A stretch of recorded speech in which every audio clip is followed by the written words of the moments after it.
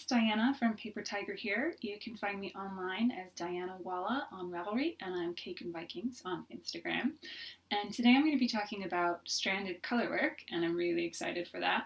But before I get into that, I wanted to say thank you so much to everybody who's watched my video about Norwegian wool.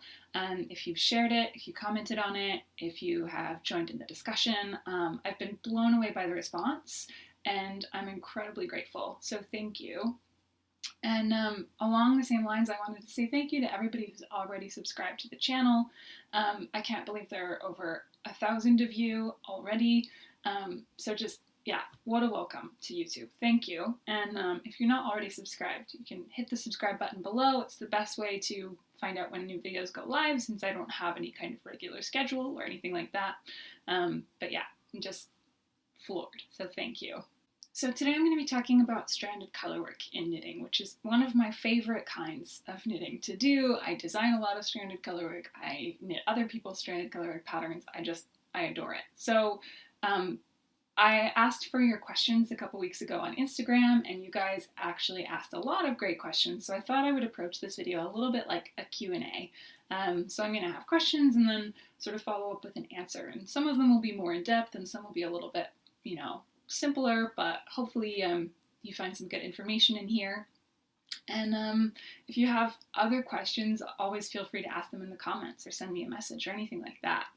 I am going to put all of the questions I'll be answering in the description box below with a timestamp. So if you don't have time to watch the whole video today, just check out the video description, and if there's a specific question you want to see if I've answered, it will be listed down there with a timestamp for what point in the video to head for. You can just click on the timestamp and it should take you there. So I'm going to get into the questions in just a minute, but before I do, I wanted to just be really clear about what I mean when I say stranded colorwork. And you'll notice that I use the term stranded colorwork as opposed to fair isle. To me, fair isle is a term that is applied to a specific ethnic technique of knitting coming from the Shetland Islands. This is applied more loosely in a lot of contexts by a lot of people, but just personally, I prefer to maintain that distinction, so I'll talk about stranded colorwork.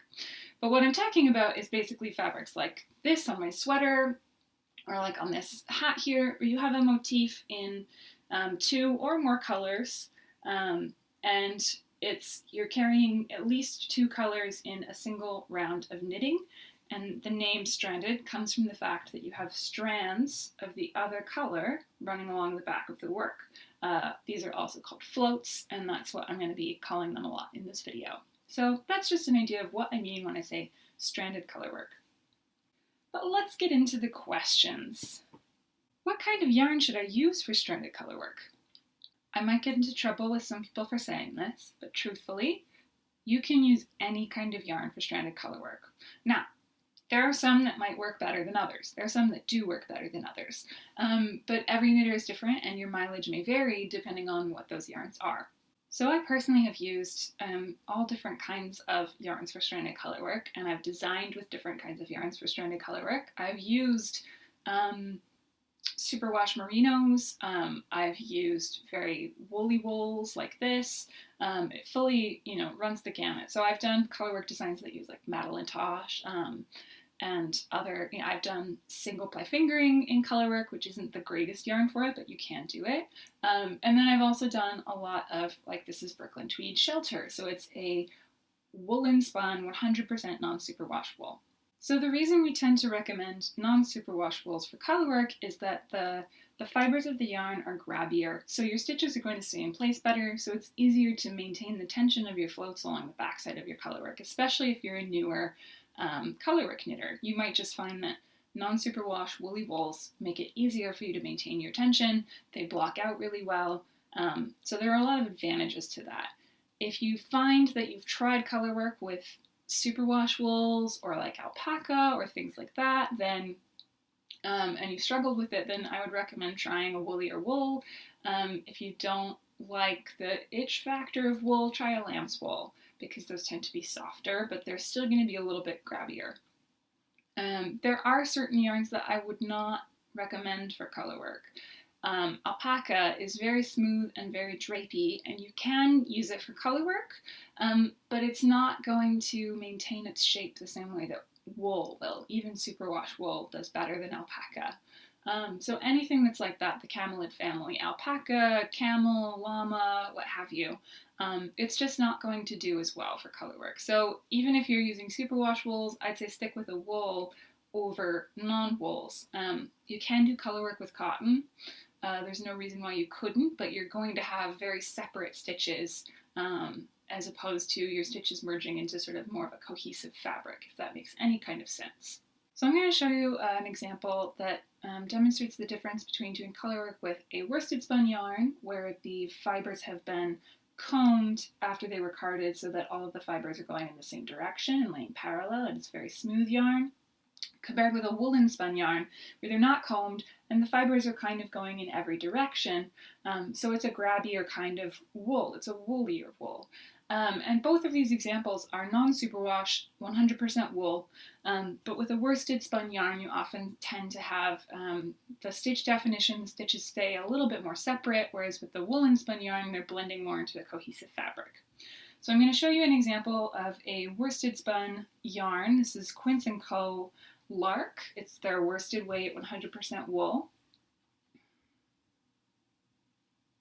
So you can kind of see this is a yarn with a wonderful stitch definition. It's great for cables for that reason. I do love Quince's yarns for color work, but you're going to have, separate stitches still instead of sort of a really cohesive color work fabric. This is grippy enough for color work. Like I said, I love doing color work with Quince's wools. But let me show you the difference when you look at a woolen spun yarn. So this is my vest, my Brunsfield vest, knit in Ralma Funeral, the fingering weight fine wool yarn.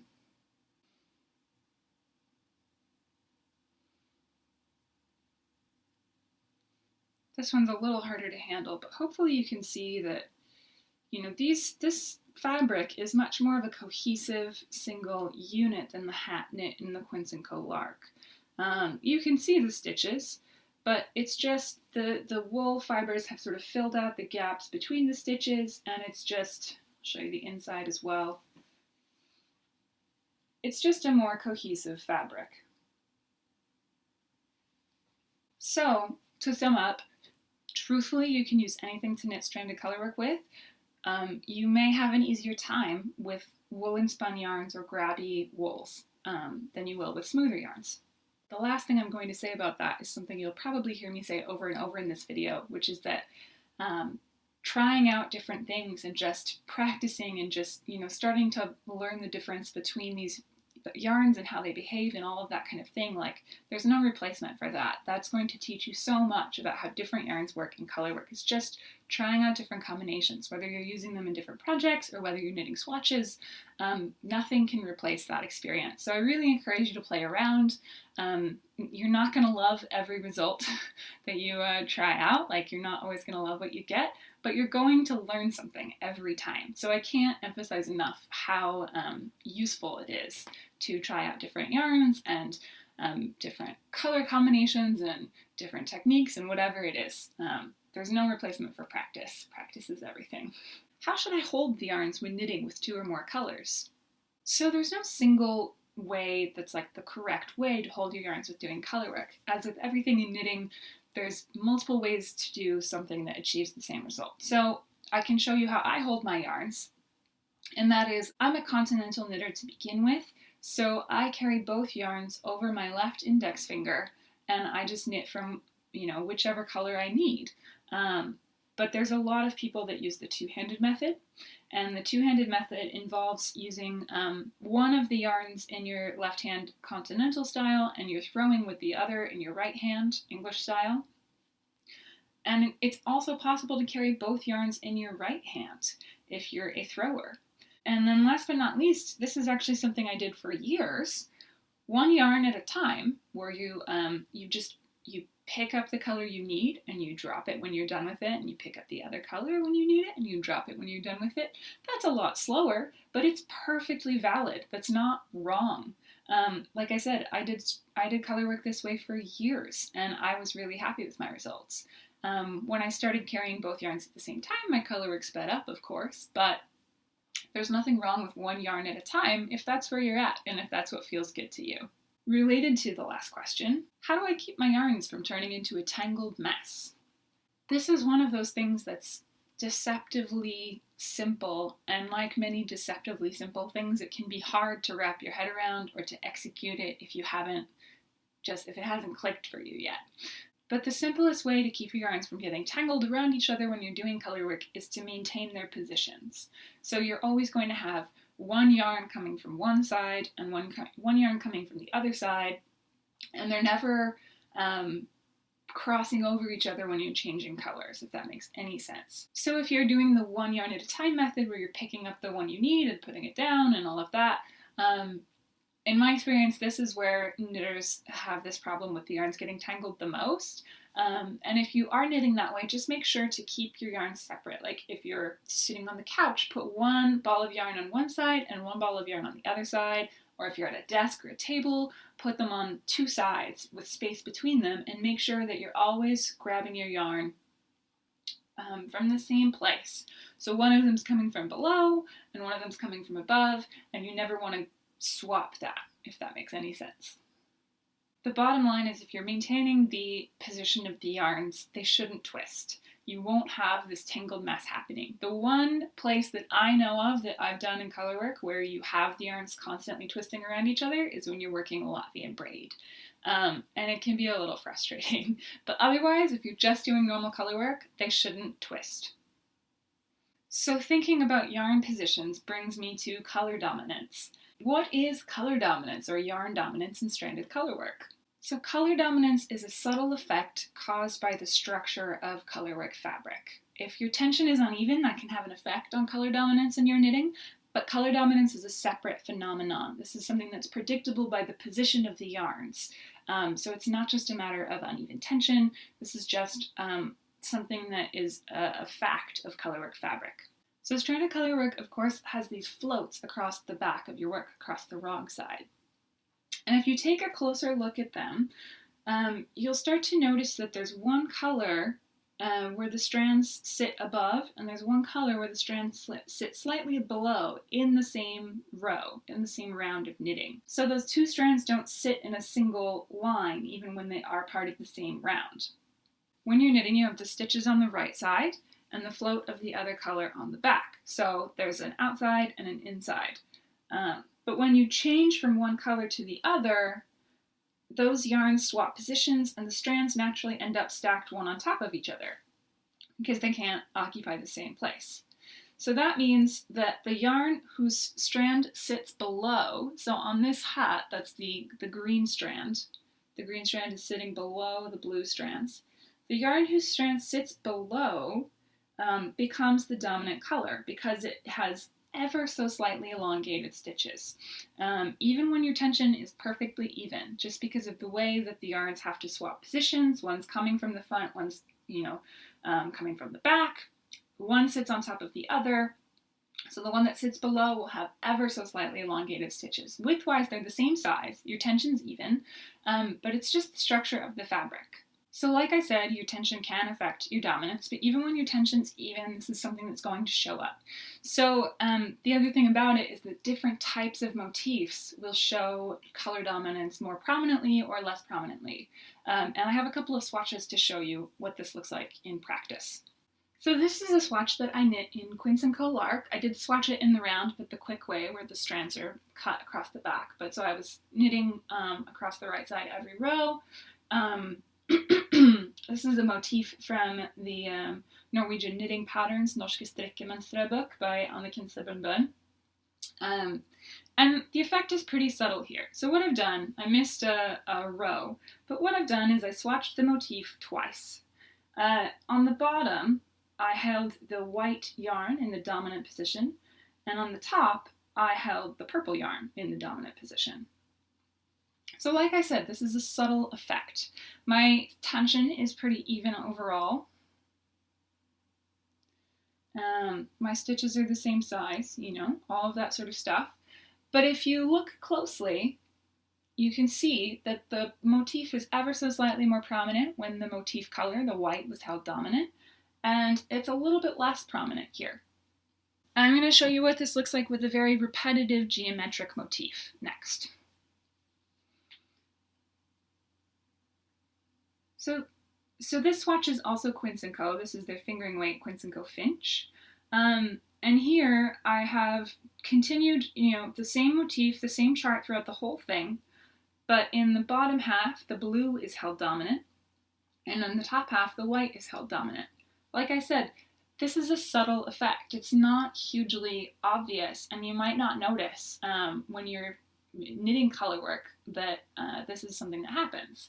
I knit colorwork for years without knowing about color dominance, and I was perfectly happy with the results I was getting.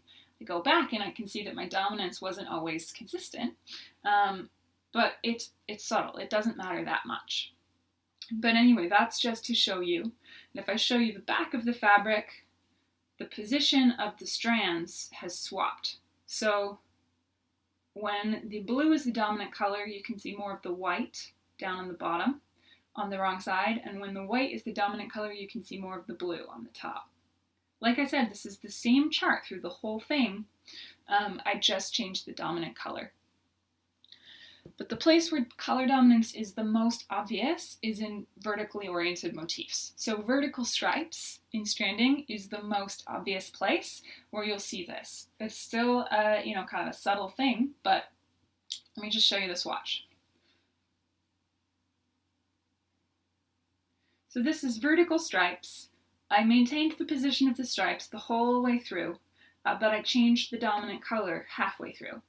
Once again, my tension is even. I'll show you the wrong side. You can see the same thing. It's more obvious on the wrong side. In fact, you can see that line really well. But you do see how it's the most obvious with a vertical motif. You can see a line straight through the knitting where I changed the dominant color. If you are a beginner at colorwork, color dominance is not the most important thing for you to worry about. But knowing about color dominance is one of those things that can help you improve your colorwork knitting if you are frustrated with how it looks, if you feel like your motifs aren't clear enough, if you find that your yarns are getting twisted. If you pay attention to color dominance and maintain the position of the yarns, then you're going to be happier with your knitting. So the thing to know about color dominance is if you knit typically, that is to say from right to left, the dominant color, the color that strands below, is always going to be the leftmost color.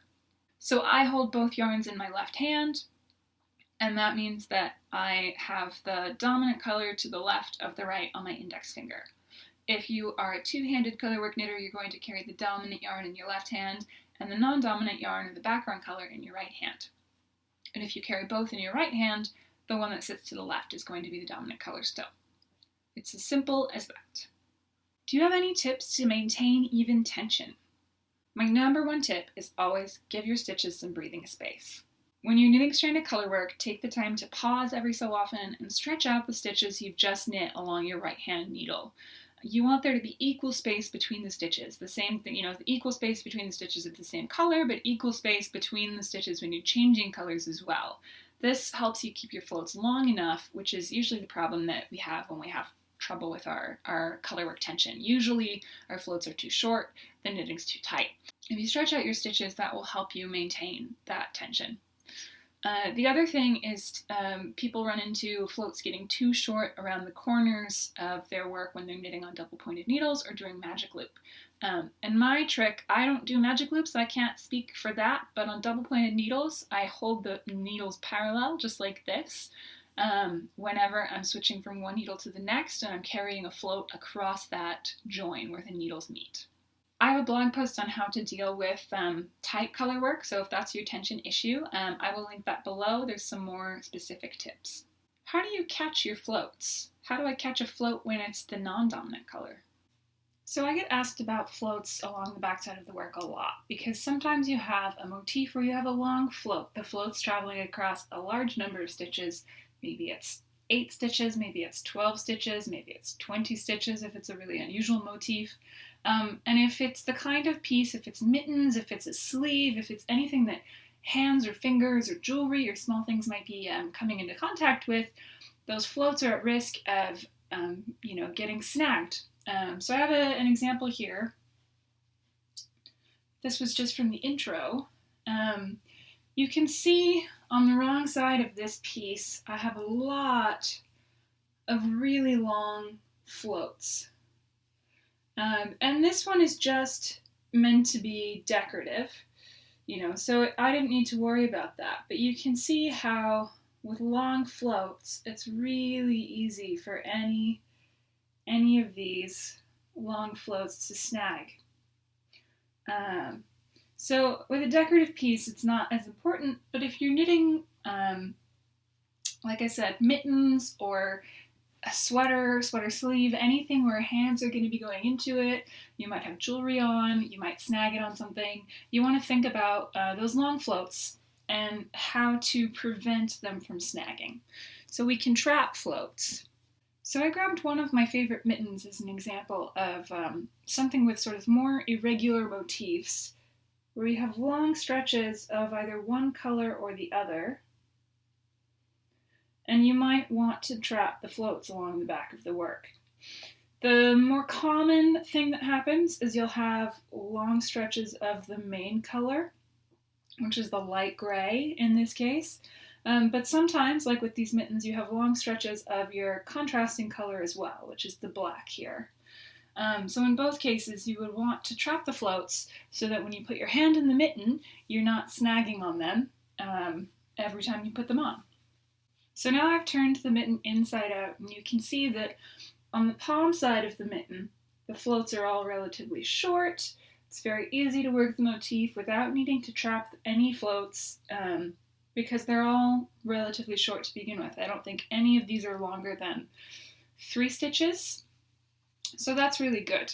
But on the back of the hand, there's the motif with the 2 ravens. So of course you see it in the opposite colors on the wrong side here. So you sort of see my ravens in white. And if you look closely, I wear these all the time, so they're starting to felt, but hopefully you can see.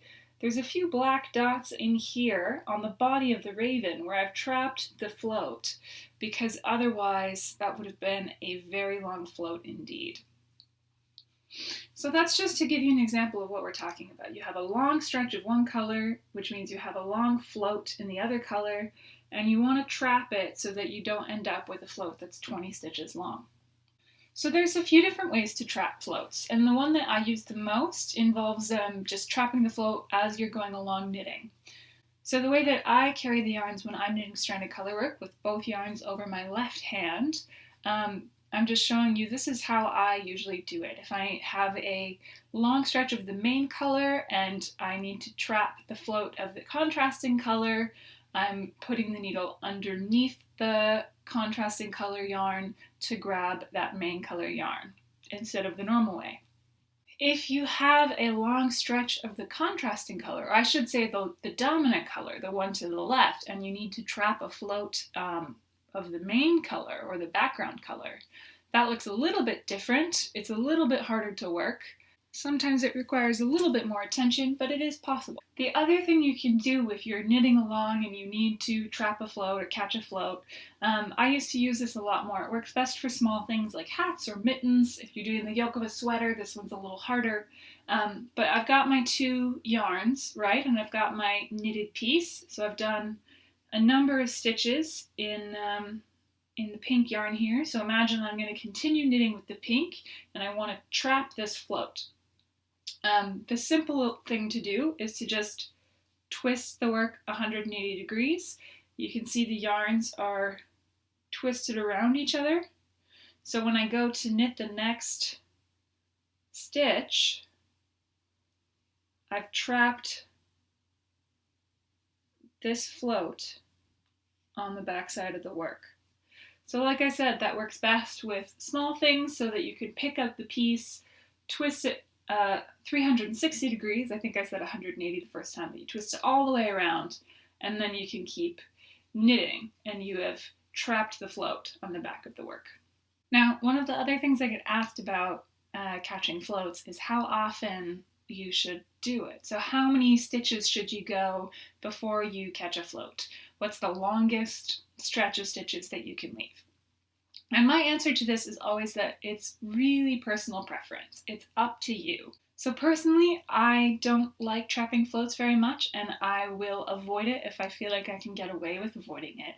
The main reason that I don't like it is that I think it basically always disrupts the tension of the fabric. I think it's always at least a little bit visible from the right side, even if you can't see the color coming through. So there's, on these mittens where I have trapped the white float behind the black body of the raven, you can't really see any peaks of white coming through. But it does affect, I can see little points where the mitten puckers when I'm looking at it, and I can see, oh, that's where I caught the float. That's where it happened. So I feel like it disrupts the tension of the fabric. I like a very flat and tidy colorwork fabric, and that's the main reason that I will avoid it if I can. Some people say, don't go more than 5 stitches or 7 stitches, which is a little bit weird to me because 5 stitches in a fingering weight yarn is a smaller amount of, it's a shorter float than 5 stitches in a worsted weight or a bulky weight yarn. So it seems kind of arbitrary to me, but if that's what works for you, that's great. Some people don't want to go more than an inch or more than 2 centimeters without catching a float. It's totally up to you. You also get in the Coast Salish knitting tradition, the Cowichan sweaters. The way that those tend to be worked, usually the colors are caught like every other float or something like that. And that's just part of that tradition. It's part of how that knitting has always been done. And it's just a matter of what you like and what works for you. Do you have any tips for knitting when you have more than 2 colors in a round? So in my experience, stranded colorwork is most often just 2 colors in the same round. This is the Fair Isle tradition from Shetland. Typically you only ever have 2, never more than that. And this is usually true for traditional Norwegian knitting as well, although some of the more modern patterns have multiple colors, more than 2 colors per round. But there are a couple of traditions where it's very, very typical to have rounds of colorwork that have 3 colors or more colors. So a lot of Icelandic yokes have multiple rounds in a pattern where there's 3 colors being carried along. The really popular Birkin sweater by Caitlin Hunter, I believe, has rounds that are 3 colors in the same round. I think Latvian mittens sometimes, Latvian knitting has more than 2 colors per round like this. And maybe what I think of as the most famous case of multiple colors per round, the Bohus knitting tradition from Sweden, the Bohus knitting company that was in the mid 20th century in Sweden. Those yokes could have 4 or 5 colors in a single round, and they are technically challenging. So the question is, how do you manage all of those yarns? It's hard enough to manage 2. What do you do when you have 3 in a single round or anything like that? And my top tip for this is to try using stranding guides. So let me show you these individually. So here's one kind of stranding guide, and this one is actually not so useful for knitting with more than 2 colors. If you knit in the 2-handed method, you can wear one like this over one of your hands, and that will keep your 2 yarns separate, and then the 3rd yarn would be in the other hand. But if you're like me, this is not so great except for knitting with just 2 colors. I've also seen this kind referred to as a Norwegian thimble. I'm not sure why, but that's one that's available. When I'm knitting with more than 2 colors, I like to use this kind. So this kind has a little a lid that opens and closes, and you can see there are spaces in between. When I close this, I have basically four spaces where it keeps the yarns in order, in line. So when I've done swatches of boho style knitting, I use one of these to keep my 4 yarns in a single round separate. So again, if you struggle with yarn management with even just 2 colors, you can give one of these a try. And if it's a round of knitting with more than 2 colors, you're knitting an Icelandic yoke, you're knitting something like that, these are super, super useful tools.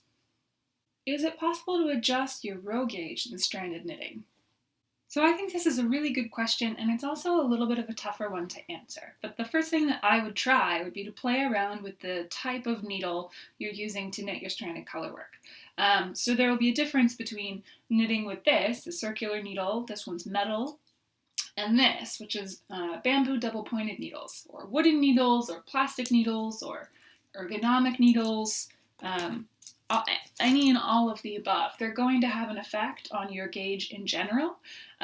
So you might notice that a lot of people are tighter on double-pointed needles than they are on circular needles. You might see a difference in your gauge depending on whether you're using magic loop or not. You play around with different types and see if you get a different row gauge. I know, for example, in cabling, whether or not you use a cable needle to do your cables can affect your row gauge. So I think with stranded knitting, whether you're using a circular needle or doing magic loop or double-pointed needles can have an effect on that, as well as bamboo versus plastic versus metal versus hardwood, because they all have different levels of resistance and they handle differently in your hands. I think that's the best tip I have for now, but related to that, I feel like I should mention that your row gauge will differ in stranded colorwork compared with your plain stockinette. So normally you have a smaller number of rows per 4 inches or whatever than you do for plain stockinette. So, for example, if I'm getting 26 stitches and 30 rows in 4 inches for plain stockinette, I might get 26 inches and 27 rows in colorwork. So if you're working on a project that has both, like a yoke like this, where you have the colorwork and then there's a lot of plain knitting, swatch both plain stockinette and the colorwork because the gauge is going to differ. How do you weave in ends on pieces with multiple colors? This is one of those questions that comes down to personal preference again, because some people are very meticulous about weaving in their ends and they want the wrong side to look just as beautiful as the right side, and other people just want to get the job done. For me, weaving in my ends and colorwork, how I go about it depends a little bit on which type of yarn I'm using. So with a stickier wool, a woolly wool, a non-superwash, it's a little bit easier because the wool is going to grab to itself better and I'm not as worried about it going anywhere. If it's a superwash wool, I'm going to be a little bit more meticulous. I'm going to change directions more often. I'm going to try and do some duplicate stitch. But just to give you a little example, I'm going to show you the Loris hat again. I kind of accidentally showed you this side of it already. There's not that much color work here, right? But you can see here where I've woven my end in, just across the inside of the work. Nothing super fancy. This is where the yarn ends, and I've literally just pulled the thread, pulled the tail underneath the floats, and then snipped it, and it's not going anywhere. Across the bottom, this one's striped, but I've followed the line of the green on the inside. I do try to stick together, the same color, weaving into the same color in case it ever peeks through. But personally, I'm not very meticulous about weaving in ends. I will mention, though, if you're doing something that's more of a Fair Isle Shetland style of knitting, like the Brunsfield vest again, you'll notice, unlike the Loris hat, which is just 2 colors, just a small band of color work, you're changing colors a lot with something like this. So my contrast color is the same for a number of rows, and it's the same for a number of rows here, but the background color is changing all the time, every couple of rows. And with this one, I did something which I don't normally take the time to do, but I spit spliced the yarn at the join where I was changing colors. Because otherwise it's so many ends to weave in. And it takes a little bit longer to splice the yarn together when you're changing to the new color, but it's worth it in the end because you have so many fewer ends to weave in. Splicing is something that is going to work best with a non-superwash wool. I wouldn't try and do it with a superwash wool. You want something that's going to be able to felt a little bit. And last but not least, I had this really excellent question. I see beautiful projects and immediately I think the knitter is a pro. How many projects do I have to knit before I get the hang of it? Oh my goodness, I wish I had my first attempts at colorwork to show you because they were really awful. They were so bad. The first colorwork project I ever tried to do, I wanted to knit the Corazon mittens from Knitty. Stranded colorwork mittens, they were beautiful, I loved them. I did everything wrong. I think I was using the wrong yarn weight. I was new to knitting in the round anyway, and I was new to knitting on double-pointed needles. So I used the wrong yarn weight. I used 2 yarns with very low contrast. They were very close in color. So the contrast, the motif just didn't show up very well. And then my tension was abysmal. It was the most puckered piece of knitting I have ever produced in my life.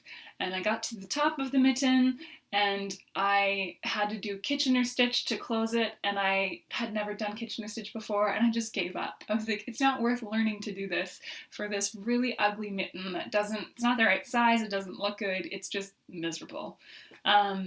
It took a long time. It took a lot of practice. And like I said earlier in the video, there's no replacement for practice. Don't be discouraged when you see beautiful photos on Instagram or people sharing their projects on podcasts and all of that, because most of us have produced some really terrible looking color work before we got to the point of knitting colorwork sweaters or colorwork mittens or anything like that. The other thing I want to say about this is that if you're not happy with how your stranded colorwork project is looking, put it on hold, thread a length of yarn through the stitches or a long interchangeable cable or something just to put the stitches on hold, stop and block it. Or knit a little swatch and block it, because blocking helps stranded colorwork so much. You will see a difference. Yeah, I just really want to encourage you to give it a shot. Don't feel bad if you don't like what you're getting, because most of us who do stranded colorwork, we've been there. We know.